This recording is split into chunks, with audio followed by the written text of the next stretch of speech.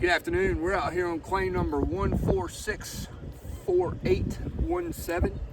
What we have here is a shingle that was previously paid for on a repair scope. So we're going to be repairing that prescribed shingle today with kind of like in quality. We have CertainTeed weatherwood with order CertainTeed weatherwood. I like to use CertainTeed's guidelines. They're the only manufacturer with the published guidelines for repairs. Basically what it says is to break all the seals, remove all the nails, and don't bend the shingle more than 45 degrees when you're installing. And that's about exactly where you need to be as you're putting a nail in with a hatchet. I'll walk you guys through all that as we go. You see here, this was the shingle that was in question. It delaminated and started decreasing here. I'm going to start by breaking this loose.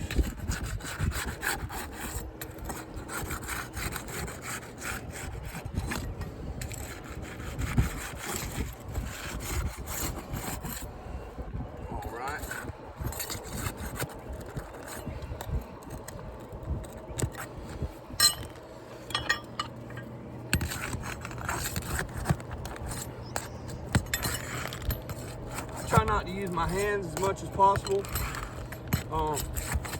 Using my roofing hatchet here gives me about 22 to 25 degrees of lift, which is plenty enough to get the nails out. Basically, I just need to isolate where those nails are.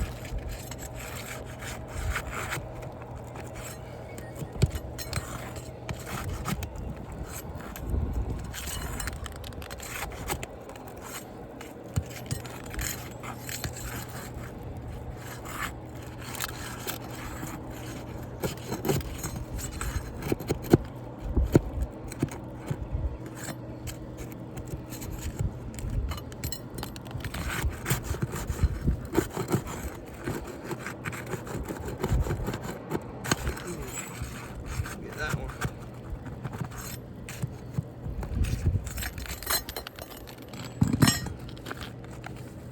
Okay, gotta get one out of that one first.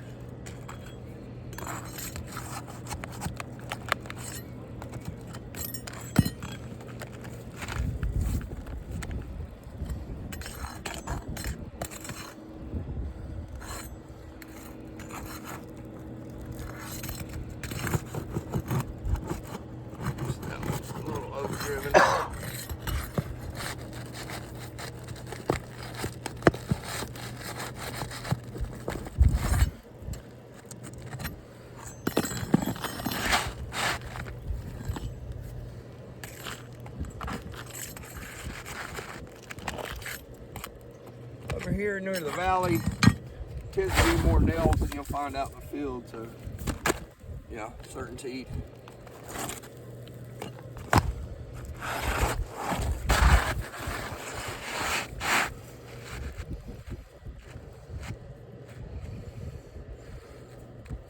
All right, so now is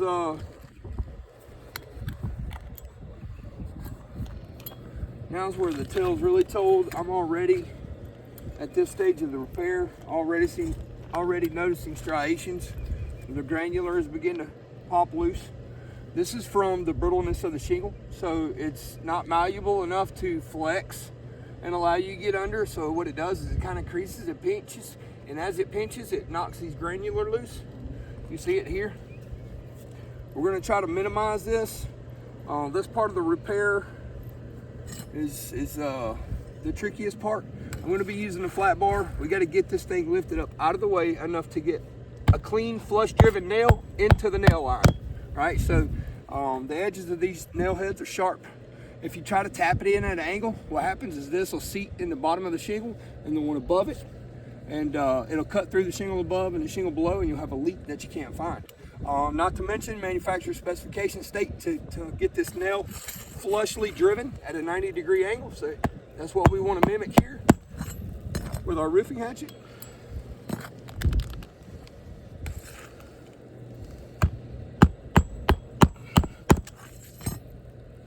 All right, now normally 4 shingles is what the manufacturer calls for. 4 nails is what the manufacturer calls for in a field shingle. Because we're in the valley, I'm going to put 5 over here. Double tap this over here into the valley because we've got actually another layer of shingles underneath here to go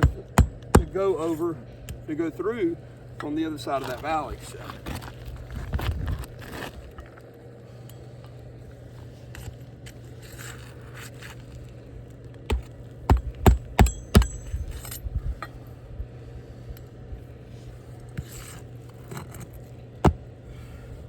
Shingles are an aggregate material. You can't go back in the same nail hole. It just won't hold. Not really supposed to reuse them. But in this instance, we're going to make an exception. Probably come back at a later date. And you guys can see the granular just popping off of this thing from those affected areas.